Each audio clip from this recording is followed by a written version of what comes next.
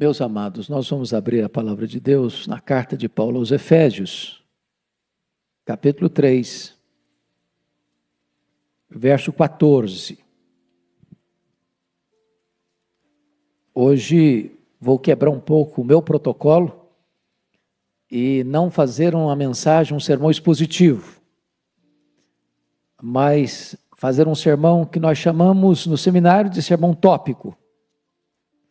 Um sermão sobre um tema, porque hoje eu gostaria de tratar com vocês sobre um assunto da mais alta importância, um tema urgente, necessário, oportuno para a igreja, nessa conjuntura que estamos vivendo. Nós vamos tratar hoje sobre a oração, a força mais poderosa da terra. E esse texto, escrito pelo apóstolo Paulo, inspirado pelo Espírito Santo, Paulo diz assim no verso 14: por esta causa, eu me ponho de joelhos diante do Pai. Paulo tinha uma causa importante, urgente, e o judeu orava sempre de pé, mas havia alguns momentos em que ele se colocava de joelhos para orar. E eu quero dizer aos meus amados irmãos, que o apóstolo Paulo foi considerado, e com justiça, ao longo da história, como o maior teólogo do cristianismo.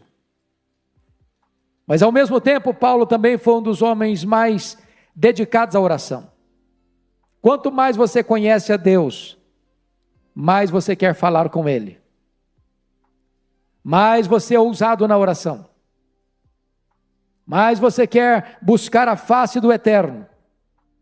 Isso porque não tem cristianismo sem oração. Não tem crente cheio do Espírito Santo sem oração. Não tem poder de Deus para a igreja sem oração.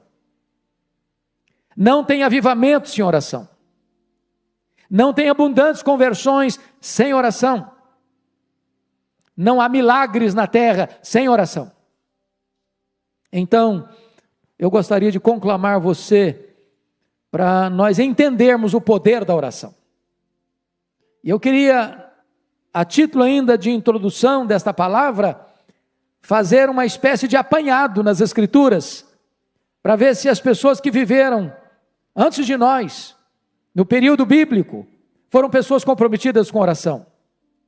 E até que ponto a oração, muito mais do que um exercício devocional, muito mais do que você se sentir bem na presença de Deus, se a oração de fato mudava as coisas, mudava as circunstâncias.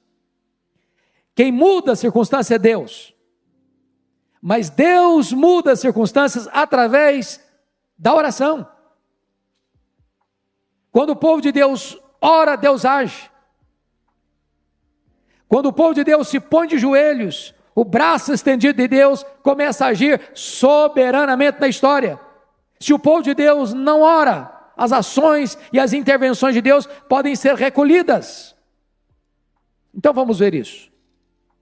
Você pega, por exemplo, o pai dos crentes, Abraão. Ele intercede por Ló. E Ló é poupado em Sodoma. Diz a Bíblia que Deus lembrou-se de Abraão e salvou Ló.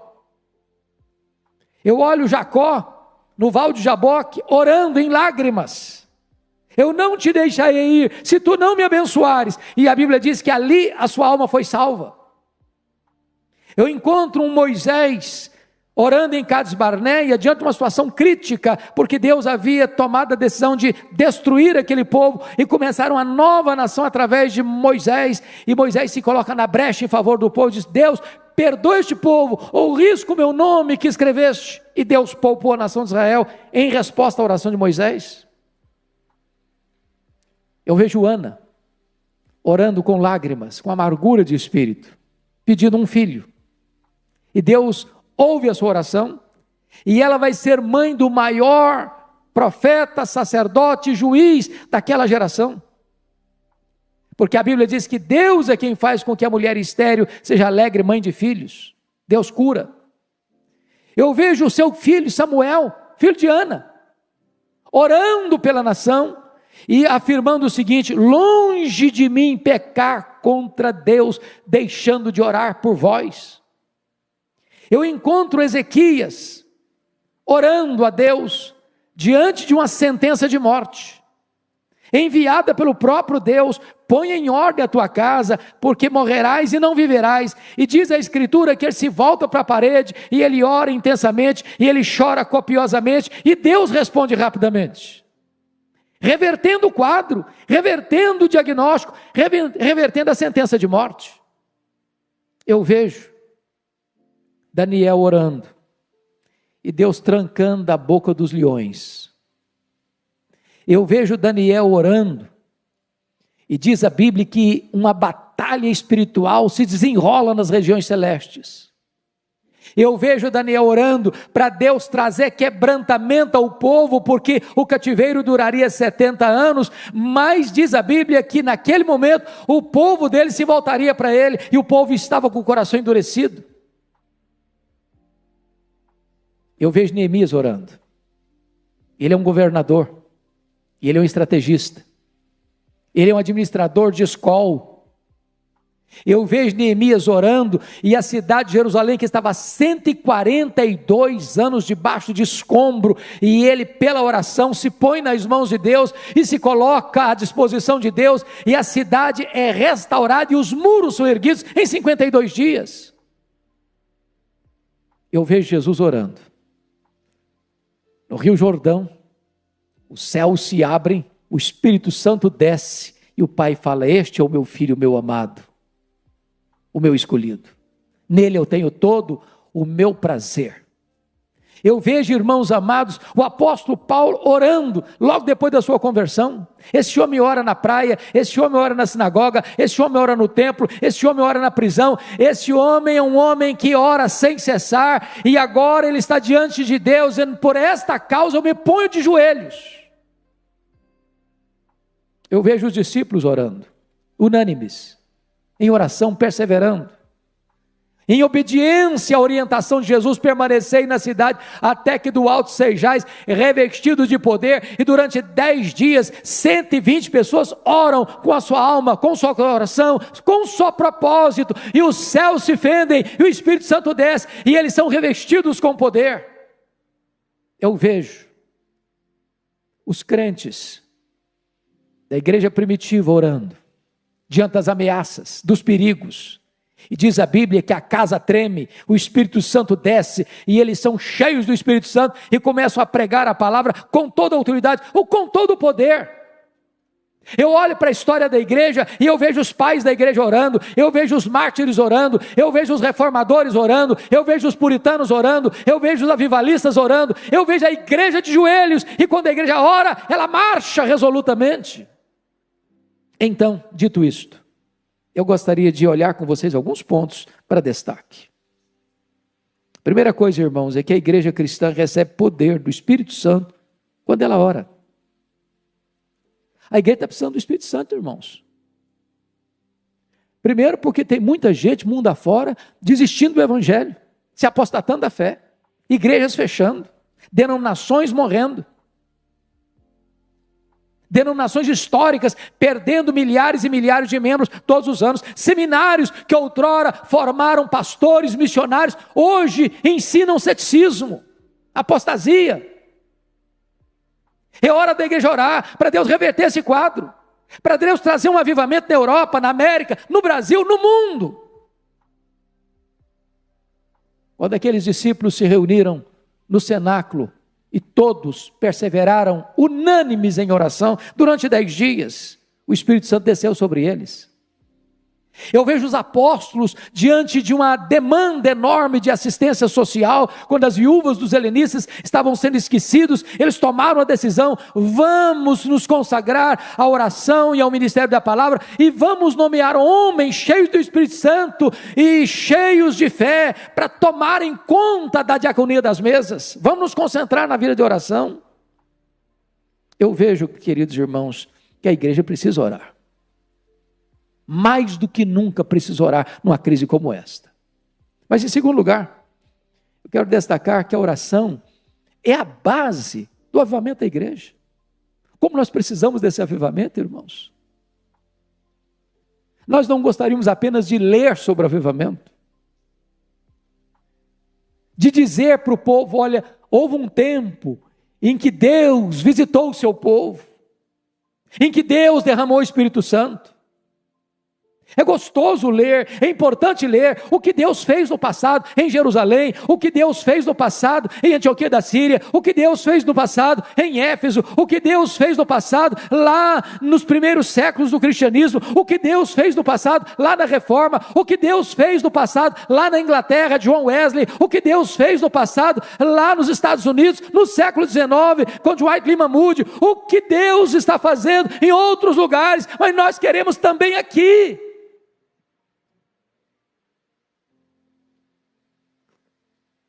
Eu disse para o pastor Arival hoje no escritório, uma coisa que me marcou muito, quando nós fomos a Quacisabanto, ver aquele avivamento que ocorreu em 1966, e quando nós fomos, era 1991. Portanto, algumas décadas depois, e o pastor Elor disse o seguinte para nós: sempre que nós começamos a escrever sobre avivamento, é porque ou ele já foi embora, ou ele ainda não chegou.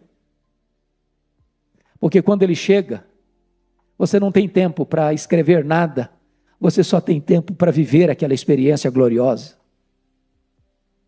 Como nós precisamos, irmãos, de um sopro de Deus, de um alento de Deus, de uma visitação poderosa de Deus, de uma manifestação do poder de Deus, tirando as cinzas, soprando as brasas, inflamando o nosso coração.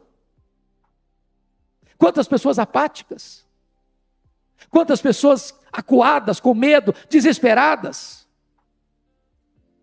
quantas pessoas que encontram até na pandemia uma boa desculpa para não estar na casa de Deus, quantas pessoas acovardadas. E hoje eu disse para o pastor Arival, quando entrei, me emocionei muito de ver essa querida irmã aqui no banco da frente, num balão de oxigênio, na casa de Deus. Ela tinha todos os motivos para dizer: eu não vou, eu não posso ir, e ela está aqui. Quanta gente com saúde, que arranja uma boa desculpa para não vir. E eu espero em Deus que não haja no coração das pessoas um amor fenecendo, uma chama apagando, um fervor desaparecendo. Precisamos de avivamento, precisamos de um sopro do Espírito.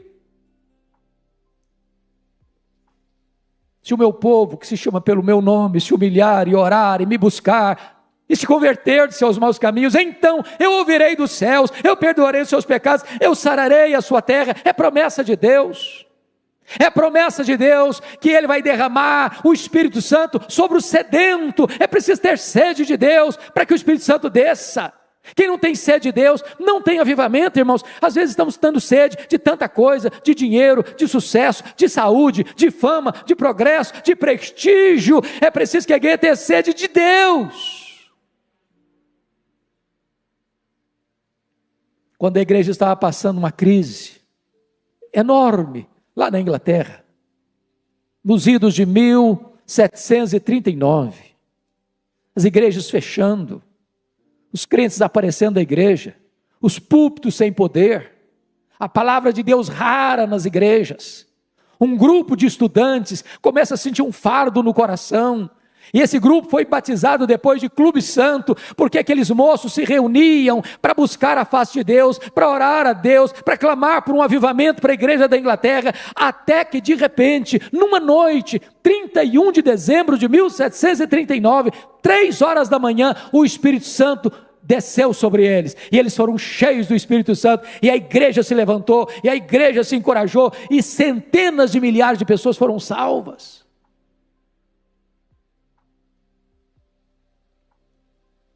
No século XIX, novamente quando a Inglaterra estava varrida pelo liberalismo teológico, Deus levantou um homem chamado Charles Haddon Spurgeon, e aquele homem pregava para 12 mil pessoas todo domingo, e alguém perguntou: mas qual é o segredo de tanta gente vir, e de tantas mudanças, de tantas conversões, de tanta manifestação do poder de Deus? Ele disse: é a reunião de oração da igreja na segunda-feira. Essa reunião de oração é a usina de poder da igreja.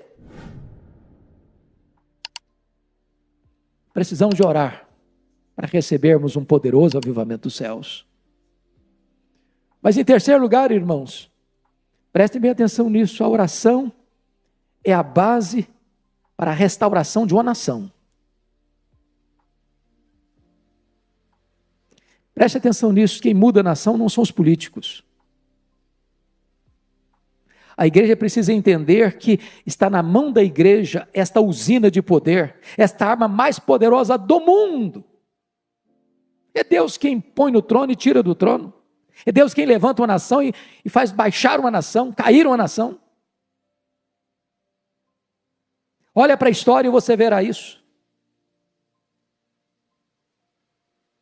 Quando Ezequias orou,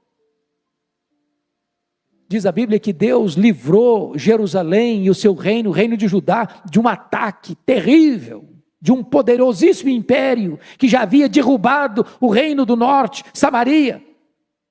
Deus poupou a nação em resposta à oração do líder daquela nação.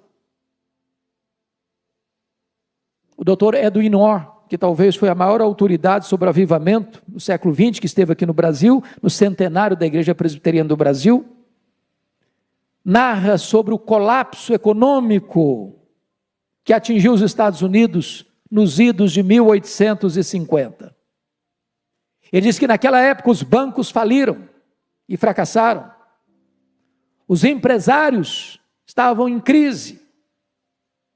As estradas de ferro faliram. As fábricas fecharam. Milhões de trabalhadores desempregados. É um cenário muito parecido, às vezes, com o que nós estamos começando a assistir no Brasil e no mundo. A economia colapsando. A saúde entrando numa situação, como já foi descrita aqui pelo pastor Arival, de adversidade, porque quando você acha que a coisa está melhorando, de repente surge uma novidade, que contraria a expectativa, ou mesmo o saber da ciência, e muda tudo. Pois bem, diante daquela crise, no dia 1º de julho de 1857, um homem chamado Jeremias Lampier, um homem de negócios, comerciante, assumiu o posto de missionário urbano em Nova York. A sua denominação estava perdendo milhares de membros todos os anos. E Jeremias Lampier imprimiu um folheto e distribuiu em Nova York. No dia 23 de setembro de 1857, ele começa uma reunião de oração no hotel. O objetivo era juntar comerciantes, mecânicos, viajantes, para buscarem a Deus. No primeiro encontro, na primeira reunião de oração, 6 pessoas. Na segunda semana, 40 pessoas. Em 6 meses, tinham 10.000 homens de negócios orando em Nova York por um avivamento nos Estados Unidos da América. Esse avivamento chegou, irmãos, e varreu toda a nação. Boanerges Ribeiro escreveu um livro sobre Moody, que estava vivenciando essa experiência, e disse que a seara estava em fogo. Quando se percorria a nação, parecia que o país inteiro era uma reunião de oração. As igrejas se fortaleceram. Como fruto desse avivamento, um jovem que estudava em Princeton, ao escutar um sermão do seu professor Charles Hodge, pregando sobre obra missionária, ele sentiu o chamado de Deus e veio para o Brasil, Ashbel Green Simonton, com 26 anos, para plantar a igreja presbiteriana do Brasil. A nossa denominação é fruto desse avivamento. Eu espero, amados irmãos, que Deus nos mova a orar pelo Brasil. Estamos vivendo uma crise política em todos os poderes constituídos, precisando de uma visitação do céu, de homens que governam, de homens que legislam, de homens que julgam, que têm o temor de Deus,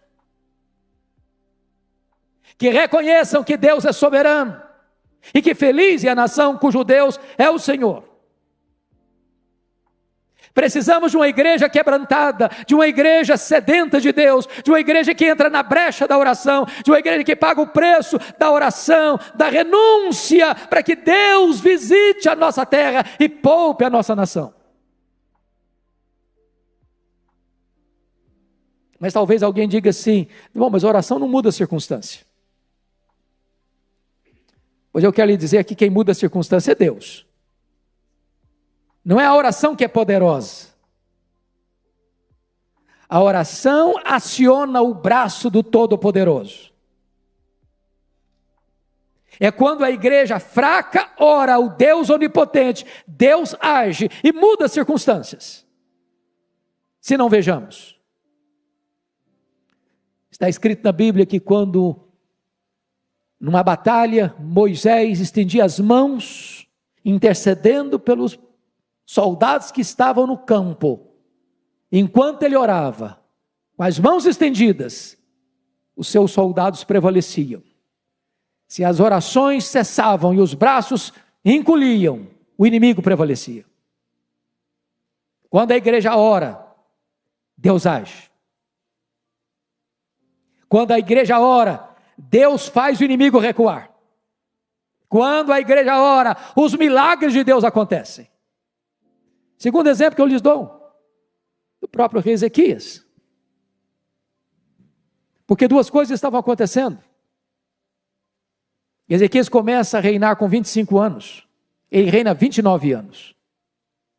Quando ele estava com 39 anos de idade, ele enfrenta dois problemas impossíveis de serem resolvidos pelo engenho humano. Primeiro, um ataque militar do mais poderoso império do mundo, o Império Assírio, maior império da época. Já tinha derrubado Samaria. Agora cerca Jerusalém, tem 185 mil soldados na época, mais do que a população de Jerusalém, cercando a cidade. E o rei manda um recado, e o comandante manda um recado para o rei Ezequias: pode se render, porque Deus nenhum pode livrar você da minha mão. Diz a Bíblia que Ezequias orou, e Deus mandou um anjo, e matou naquela noite 185 mil soldados assírios, e libertou Jerusalém, em resposta à oração. Mas uma segunda situação que mudou, é que diz a Bíblia que este rei, com 39 anos de idade, embora rico, poderoso, ele enfrenta uma enfermidade, uma úlcera. Nenhum médico podia tratá-lo, nenhuma medicina podia curá-lo. E a ordem de Deus para ele, por meio do profeta Isaías, foi: põe em ordem a tua casa, porque morrerás e não viverás. Pois diz a Bíblia que ele se voltou para a parede, orou e chorou. E Deus reverteu o quadro, e Deus suspendeu a sentença de morte, e lhe deu mais 15 anos de vida. Deus muda as circunstâncias em resposta às orações. Deixa eu lhe dar um terceiro exemplo. Está lá em Atos capítulo 12. O rei Herodes Agripa I já tinha passado ao fio da espada e degolado Tiago, irmão de João. E tinha colocado Pedro numa prisão de segurança máxima, com 3 escoltas de 4 soldados cada uma, aguardando o final da festa para matá-lo. E diz a Escritura que a igreja estava em oração. E em resposta à oração da igreja, um anjo de Deus é escalado para ir lá na prisão, acordar Pedro. Fica de pé, bota a sua sandália, bota a sua roupa, e tira Pedro da prisão de segurança máxima, abrindo as portas de ferro, abrindo o portão de ferro, quebrando as cadeias e libertando aquele apóstolo. Porque aquilo que o homem não pode fazer, Deus faz em resposta à oração. Talvez você diga: bom, mas isso aconteceu no período bíblico. Mas deixa eu só lhe dar um exemplo nosso aqui. Se você um dia tiver a paciência de ler o prefácio de Dona Eusa Lidório, ao livro que tive a bênção de escrever, Mães Intercessoras, você vai ver lá o relato de Dona Eusa Lidória, mãe de Ronaldo Almeida Lidório. Quando ele estava pregando no Peru, entre o Sendero Luminoso, quando aqueles terroristas entraram dentro da igreja onde Ronaldo estava pregando, e botaram a mão nele, e o encapuzaram, e o jogaram dentro de um carro, e levaram-no para o paredão onde eram fuzilados. E naquela noite, a sua mãe, sem saber do que estava ocorrendo, foi despertada na noite, com um forte peso no coração. Ela disse: meu Deus, eu não sei o que está acontecendo com meu filho, mas eu me coloco na brecha em favor dele. Livra o meu filho, livra o meu filho, livra o meu filho. E quando ele estava para ser fuzilado, passa um carro em alta velocidade, para, e pega o Ronaldo, e o tira das mãos do Sendero Luminoso, e ele é poupado. Porque Deus muda as circunstâncias em resposta às orações. Ainda hoje, Deus é o mesmo, Deus faz o mesmo, onde Ele quer, com quem Ele quer, para a glória do seu nome. Mas eu queria concluir, dizendo a você que, em quinto e último lugar, a oração nos capacita a enfrentar os grandes dramas da nossa vida pessoal. Está escrito no Salmo 50, versículo 15: invoca-me no dia da angústia, eu te livrarei, e tu me glorificarás. Aqui uma ordem: invoca-me no dia da angústia. Aqui uma promessa: eu te livrarei. Aqui um resultado: e tu me glorificarás. Eu não sei qual a angústia que você passa, eu não sei qual a angústia que você enfrenta, eu não sei qual a crise que bate à sua porta, eu não sei qual a causa que você tem, que só um milagre resolve. Quem está te dando essa orientação é o próprio Deus Todo-Poderoso. Invoca-me nesse dia, eu te livrarei e tu me glorificarás. Eu vejo Davi chegando em Ziclag com seus companheiros, e quando ele chega e vê a cidade queimada, vê a cidade ferida, vê os filhos, as filhas, as mulheres levados cativos pelos amalequitas, os terroristas do deserto. E diz a Bíblia que ele chora até não ter mais forças para chorar ao ver esse quadro. Seus homens estão revoltados com ele por causa dos seus filhos e filhas e querem apedrejá-lo. E naquela circunstância, Davi se reanimou no Senhor seu Deus e pôs-se a buscar a Deus em oração. E ele faz uma oração e pergunta: perseguirei eu o bando? Alcançá-lo-ei? Em outras palavras, Deus, eu vou aceitar passivamente a decretação da derrota na minha vida, na minha família, na família dos meus amigos, ou eu vou reagir? E Deus diz para ele: reage, Davi, porque tudo que o inimigo tomou de você, você vai trazer de volta. E Deus reverteu aquele quadro. E eles foram, e eles lutaram, e eles venceram, e eles tomaram de volta os filhos, as filhas, as mulheres, os despojos, tudo Davi tornou a trazer. Sabe por quê? Porque Deus responde às orações e reverte as situações mais difíceis, até mesmo impossíveis.